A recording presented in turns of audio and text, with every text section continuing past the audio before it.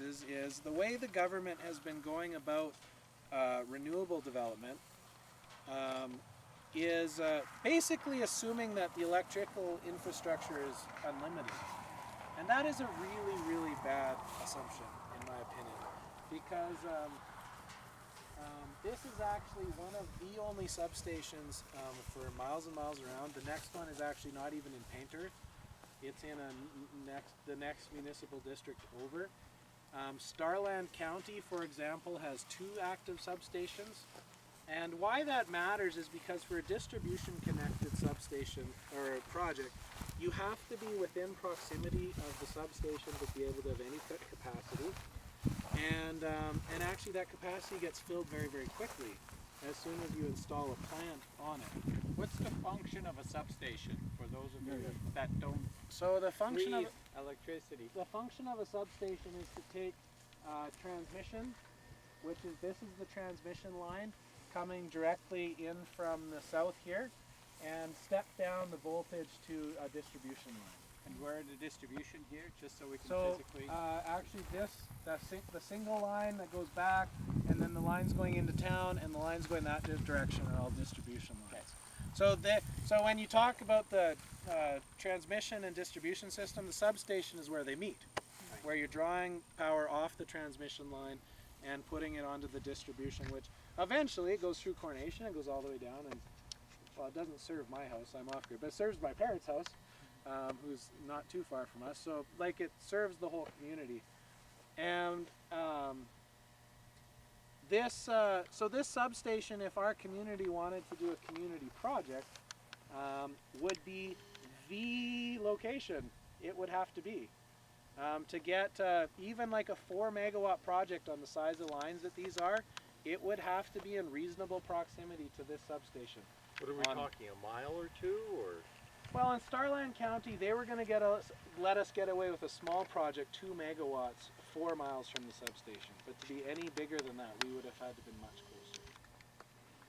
And Is that just because of losses, or because you're? It's because of line capacities, and in these rural areas, ATCO has, and it's old. It's not their fault, but it typically old, you know, not as high gauge as you would hope line on these lines. So you know, so when people ask me, well, how do you plan a location for a solar farm? Well, you come stand here and go, one line goes that way, and one line goes that way, and you got 2 miles either direction to have your pick, and there's probably only 4 landowners within those.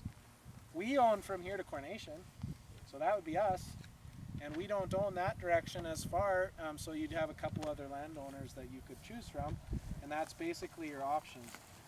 In Starland County, this is the middle of nowhere, and this substation is very small. So this is in some ways a really good example and a really bad example for what we're talking about. The reason it's a good example is you could probably put a 2 to 4 megawatt solar farm on this substation. That's probably all ATCO would allow. They still have rules where you can only put the size of solar plant in their engineering as much as you could draw load.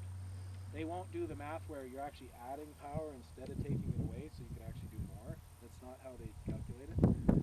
Does that make sense to everybody, what you just said? Yeah. I'm trying to say it in layman's terms, you know, because I'm regurgitating what, you know, Joe has taught me over time, right? But the reason it's not a good example is because this is not one of the highly contested substations because of that. There isn't a big investor that wants to come in and put a 4 megawatt system. They kind of want to start at 10. In Starland County, there's 2, and each of them already have, we believe, up to 4 AUC applications in queue on each. With ATCO. With ATCO. So ATCO owns this thing, ATCO maintains. And ATCO really at the end of the day decides in some senses in conjunction with the AUC who can connect and who gets to utilize the infrastructure. AUC, what's Alberta their Utility Commission. And their function? Basically, I don't know, accept applications from ATCO every 6 months to increase their fees. To govern the electricity power grid in that sense, whereas the ISO actually governs the actual bidding systems and power pool prices.